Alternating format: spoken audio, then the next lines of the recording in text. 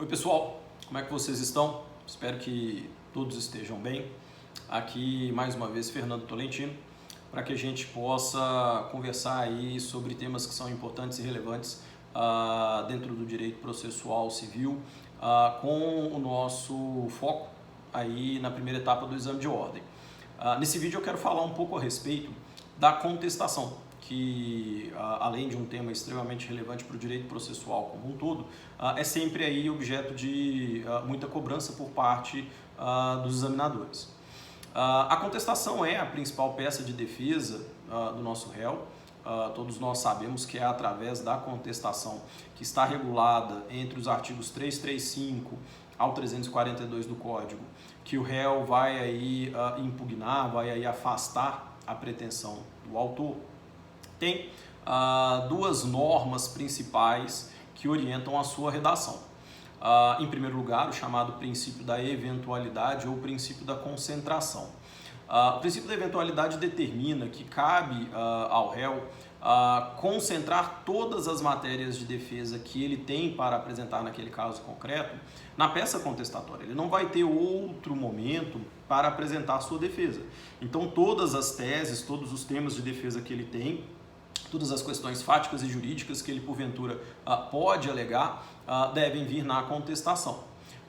Aquilo que nós podemos afastar, aquilo que nós podemos dizer que seria uma exceção, previsto lá no artigo 342, o Código vai dizer, olha, primeiro, direito ao fato superveniente, aquilo que ocorre em momento posterior à contestação. Segundo, situações onde basicamente o juiz pode conhecer daquela matéria de ofício. E terceiro, quando por expressa disposição legal a matéria possa ser alegada, possa ser aí apresentada em qualquer grau de jurisdição. Nesses três casos, então, seria possível alegar pós momento aí da contestação. A segunda grande norma seria aí o chamado ônus da defesa especificada. O ônus da defesa especificada ele se encontra regulado no artigo 341 do Código de Processo Civil e ele determina que cabe ao réu impugnar de forma pontual, de forma específica, todos os argumentos, todas as alegações que foram trazidas pelo autor em sua petição inicial, sob pena de que aquilo que não é impugnado de forma específica se tornar incontroverso nos autos. O que se objetiva com o ônus da defesa especificada é afastar, é vedar a figura da defesa por negativa geral. Essa forma de defesa ela só é aceita em favor da Defensoria Pública, do advogado dativo e do curador especial à lite por condições específicas. Tirando esses três sujeitos processuais, nós devemos aí sempre observar o ônus da defesa especificada. Mas o próprio artigo 341 ele vai indicar três situações onde nós não teremos aí a verificação dessa situação de se tornar incontroverso. Por quê? Primeiro, se eventualmente nós estivermos diante de um fato que não admite confissão. Segundo, se a petição inicial não estiver aí acompanhada de um instrumento que a lei considera como da substância do ato ou fato a ser demonstrado. Bem como terceiro, se estiver aí em contradição com o conjunto da contestação.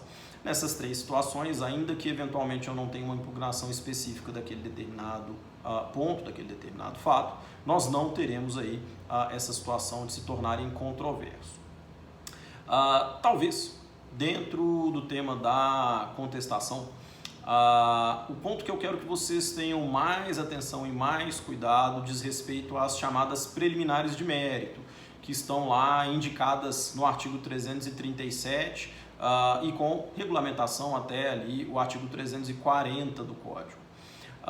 É muito comum o questionamento em torno de aspectos relativos às preliminares. As preliminares são defesas processuais, defesas aí que abordam eventuais problemas, eventuais vícios naquilo que diz respeito à constituição e o desenvolvimento válido do procedimento. Eu tenho que ter em mente que as preliminares que estão indicadas dentro do artigo 337, elas são passíveis de conhecimento de ofício, tais como incompetência absoluta, nulidade de citação, problemas relativos à litispendência, perempção, coisa julgada.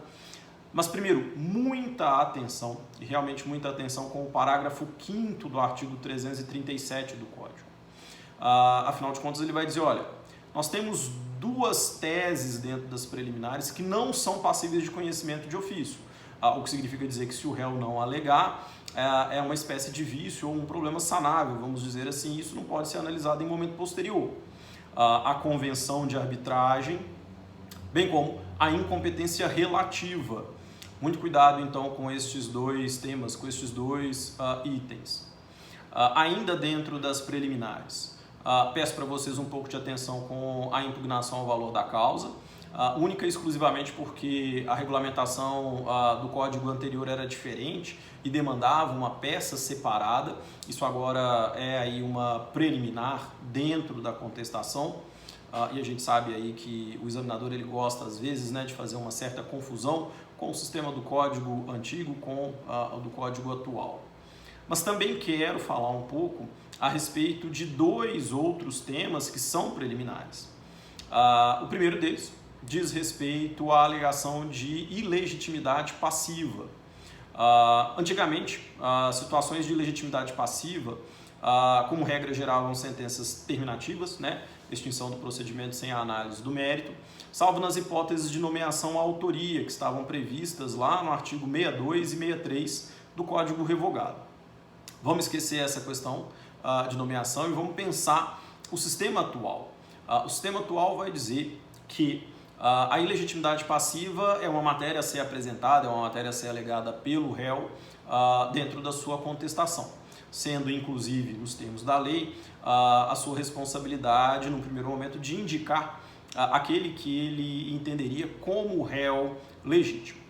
Diante dessa alegação, o Código abre 3 caminhos que podem vir a ser seguidos pelo autor. O primeiro desses caminhos é a aceitação. O autor concorda com a indicação que foi feita pelo réu.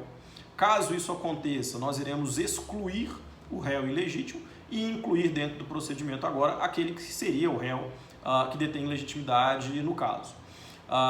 Na hipótese de aceitação, o autor vai ser condenado aí ao ressarcimento de todos os eventuais gastos, as despesas, bem como a condenação num percentual de 3 a 5% sobre o valor da causa a título de honorários para o advogado desse réu. O segundo caminho que pode aí ser seguido pelo autor é o de discordar, o de não aceitar essa indicação de legitimidade passiva apresentada pelo réu. Nessa situação, o procedimento continua o seu desenvolvimento e, obviamente, dentro do saneamento do feito, o juiz ou a juíza vai analisar e, caso efetivamente identifique a ilegitimidade, aí teremos uma sentença terminativa, uma sentença de extinção do procedimento sem análise do mérito. Caso o magistrado entenda, a juíza entenda que não há situação de legitimidade, aí o procedimento se desenvolve regularmente. O terceiro caminho dentro dessa alegação de legitimidade passiva diz respeito ao autor buscar formar um litisconsórcio passivo. Ele basicamente se manifesta no sentido de dizer, olha, eu até aceito a indicação que está sendo feita pelo réu, mas eu quero formar um litisconsórcio passivo entre o réu originário e este novo que está sendo indicado como o que seria eventualmente aí legítimo. Também se tratará de matéria em análise dentro do saneamento do feito. O último grande tema que eu quero a atenção de vocês dentro da contestação e dentro das preliminares diz respeito à alegação de incompetência, em especial a alegação de incompetência relativa. Também estamos aí diante de um tema que tinha regulamentação distinta no Código de 73, trazia lá a incidência da exceção, algo que não mais existe. A incompetência, seja ela absoluta ou relativa, se trata basicamente de uma preliminar alegada em sede de contestação. Mas o que a gente tem de relevante nesse ponto? O Código vai dizer que, diante da situação de alegação de incompetência, o réu pode antecipar a sua contestação para momento anterior ao da audiência de conciliação e mediação, fazendo o protocolo dessa peça contestatória no foro do seu domicílio, não tendo aí, né, que se deslocar até o juízo onde tramita o feito. Isso é muito importante na prática quando a gente está falando de incompetência territorial, né?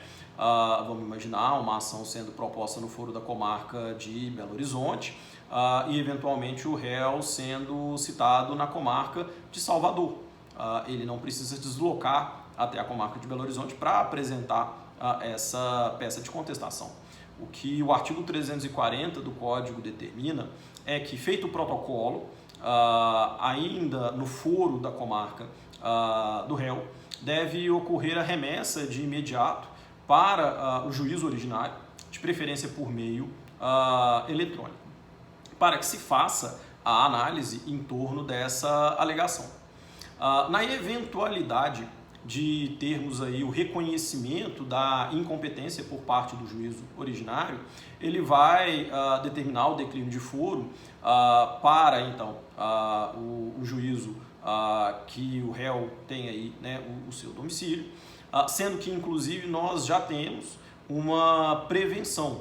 O próprio artigo 340 vai afirmar que o órgão jurisdicional que recebeu a petição de contestação desse réu, ou, obviamente, né, se houve aí uma citação por carta precatória, inclusive essa peça contestatória foi apresentada vinculada a essa carta precatória, estes órgãos já se tornam preventos.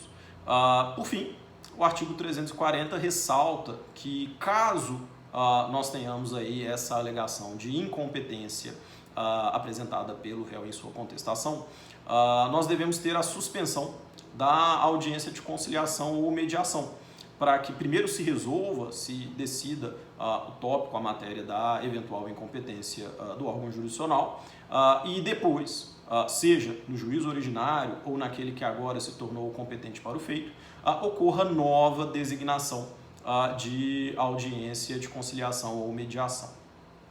Peço para vocês, então, gente, bastante cuidado dentro do tema da contestação. Peço para vocês uma leitura também bem cuidadosa dos dispositivos que estão aí compreendidos, né, entre o artigo 335 e o artigo 342, em especial as preliminares. Muita atenção. Eu vou me despedir de vocês nesse momento. Caso você tenha gostado desse vídeo, peço que compartilhe. Sempre naquele intuito, naquela ideia de conseguirmos aí atingir a maior quantidade de pessoas que estão nesse momento aí se preparando, estão aí estudando para o exame de ordem em sua primeira etapa. Um abraço a todos.